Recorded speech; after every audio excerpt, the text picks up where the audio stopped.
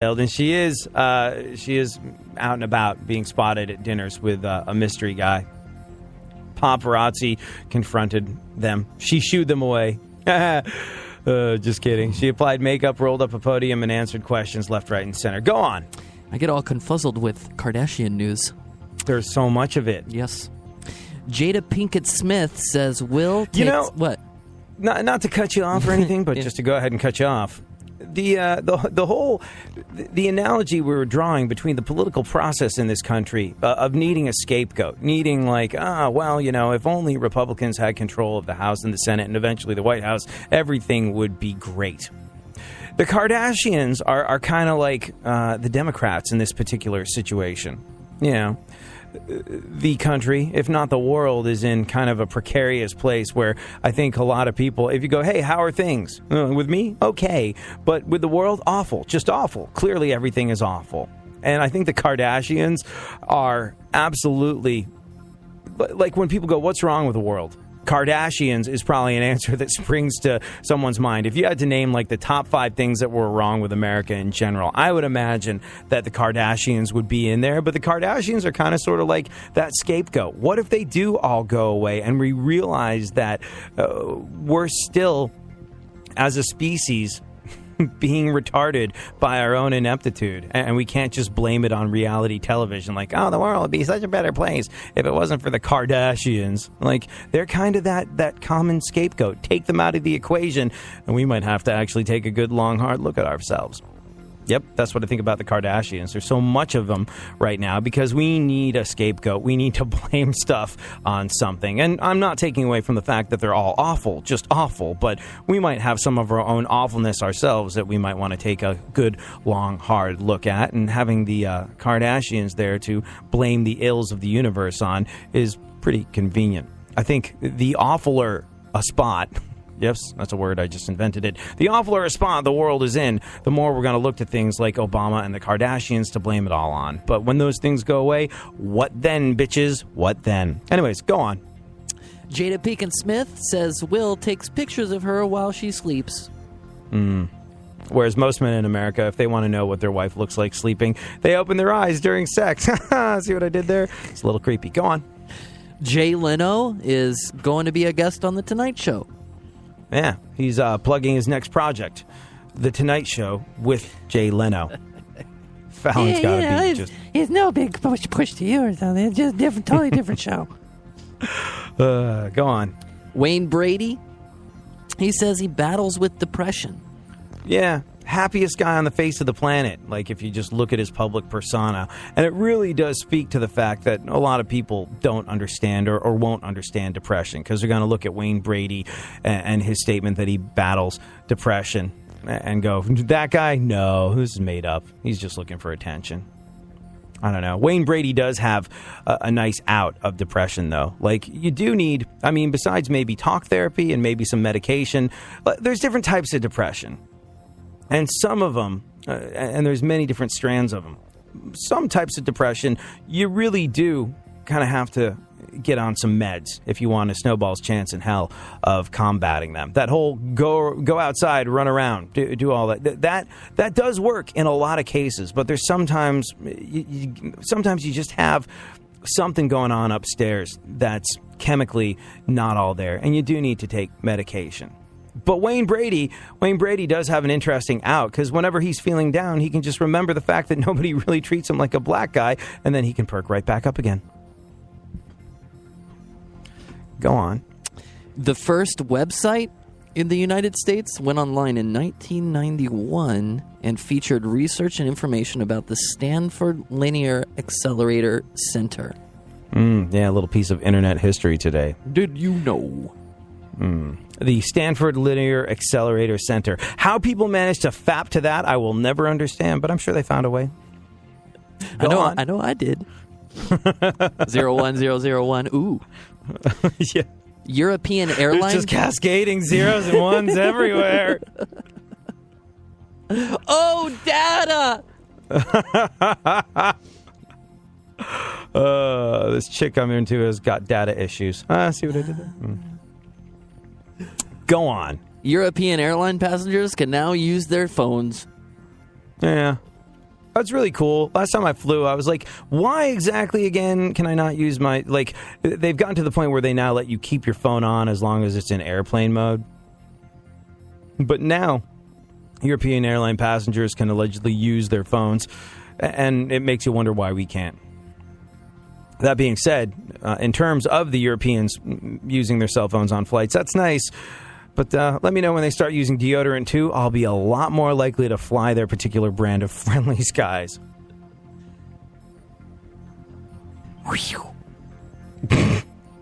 More news, please.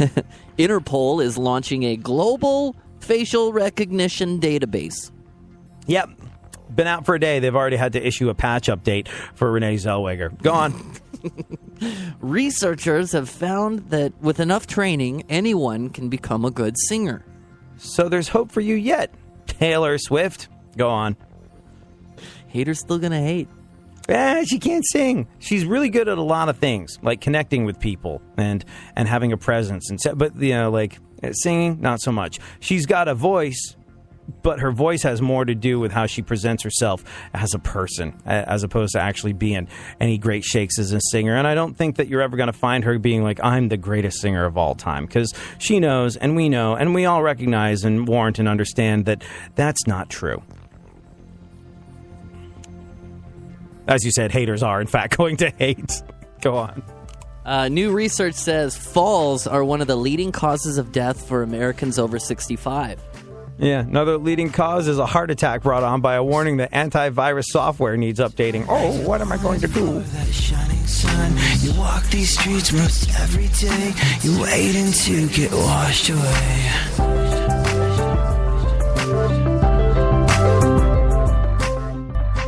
iHeartRadio goes one-on-one with Jimmy Page to discuss why the acoustic guitar really was the foundation behind many of Led Zeppelin's albums. It was guitar driven. It was guitar driven. I think that's quite apparent throughout all of this. You know, when we're revisiting and listening to this stuff, and quite surprising for a lot of people. It was also the first, 4 albums were written on acoustic. You can hear the acoustic with Babe, I'm Gonna Leave You. I mean, that's very radical compared to what anybody else was doing around that sort of time. But it's acoustic, and there's acoustic on Ramble On, etc. You know, on the second album. Third album, it's the same guitar that I'm writing it on. It gets really played a lot on the third album, and it's the same guitar that plays Stairway. So you can see the acoustic guitar was quite the bed underneath this, although it's still 6 strings, and my various approaches to the electric guitar were still shown within the writing process and what was presented to the band, and this is what we're doing, you know. Keep listening to iHeartRadio for more Jimmy Page and all your favorite artists. iHeartRadio goes one-on-one with Noel and Fitz from Fitz and the Tantrums, asking about how performing at festivals can help up-and-coming artists.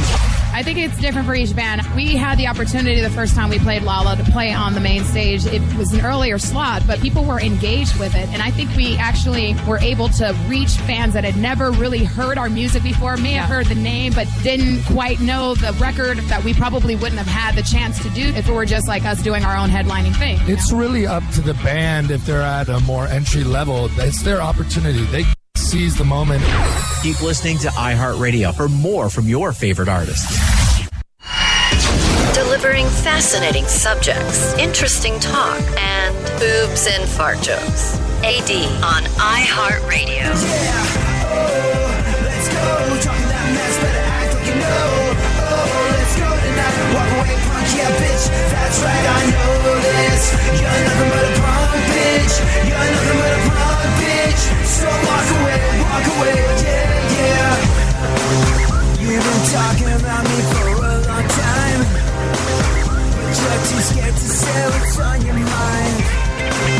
You've been talking about me for a long time, but you're too scared to say what's on your mind. Keep my name out of your mouth or you're fixing to get knocked out. If you don't want none of this, back it up, back it up, back it up. Yeah, oh, let's go. So, we as a country have kind of reached some new highs after this particular election. This was a big election for pot smokers. Marijuana issues were on the ballots in 5 states. In Alaska, they voted on a measure that would legalize marijuana for retail sale, which would mean a lot of baked Alaskans. And, by the way, today was Election Day. I know. I just found out, too. During today's midterm elections, Republicans are hoping to retake the Senate and add over 11 new delegates in the House. This could be the biggest day for white guys since Abercrombie met Fitch, which was a big day. That was a big day. That's right, the midterm elections were held today, so for today only, this is important, for today only, you're a voter and not just a weird old guy hanging around outside of school. Today only. It wasn't just about candidates today. Alaska, Oregon, and Washington, D.C. voted on legalizing marijuana. And if it passes, that means marijuana will be a little harder to get than it is now. I have to go to the store now?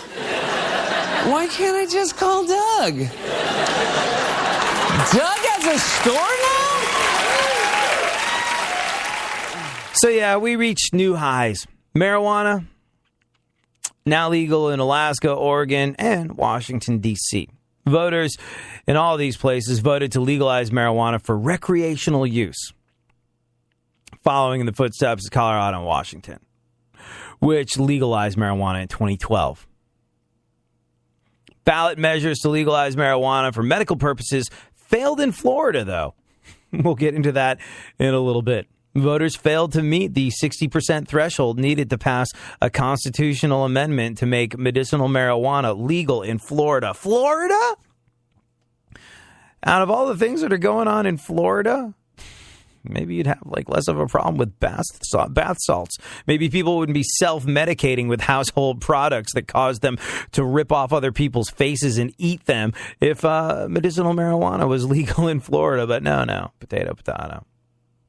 Alaska's measure passed by a very slight majority, 52%.